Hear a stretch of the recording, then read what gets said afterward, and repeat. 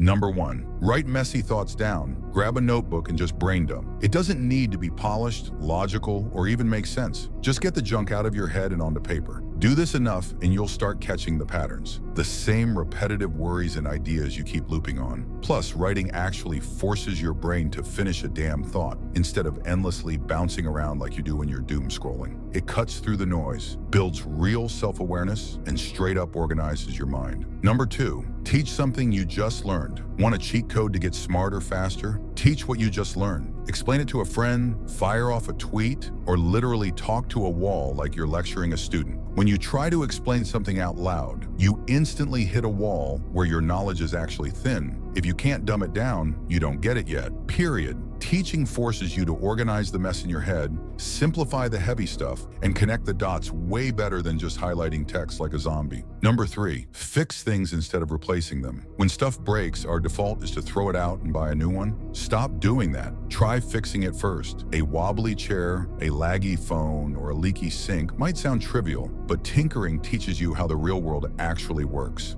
With a million repair tutorials on YouTube, there's zero excuse not to try. This builds mechanical, step-by-step logic. You stop freezing up when things go sideways and start trusting your own ability to figure stuff out. Number 4. Cook without looking at your phone. Ditch the step-by-step recipe videos for a night. Cooking by feel trains a completely different mental muscle. You're forced to actually look at what's happening. You notice how the heat hits the pan, how textures change, and what flavors actually work together. Yeah, your first few meals might suck, but that trial and error is exactly what builds your brain's adaptive thinking. You learn to pivot in real time instead of waiting for someone to tell you what to do next. That skill translates everywhere. Number 5. Walk without earbuds sometimes. Leave your earbuds at home and just walk. It's going to feel painfully boring at first because we're so hooked on constant noise. But boredom is a massive untapped weapon. When your brain isn't busy being spoon-fed content, it starts doing its own heavy lifting. It begins connecting dots, solving background problems, and dropping fresh ideas. Ask anyone successful, and they'll tell you their best breakthroughs happen during dead quiet moments. Give your mind room to breathe. Number 6. Play strategy games. Chess, poker, or even deep strategy video games wire your brain differently than mindless swiping. You're forced to read patterns, guess what the other guy's going to do,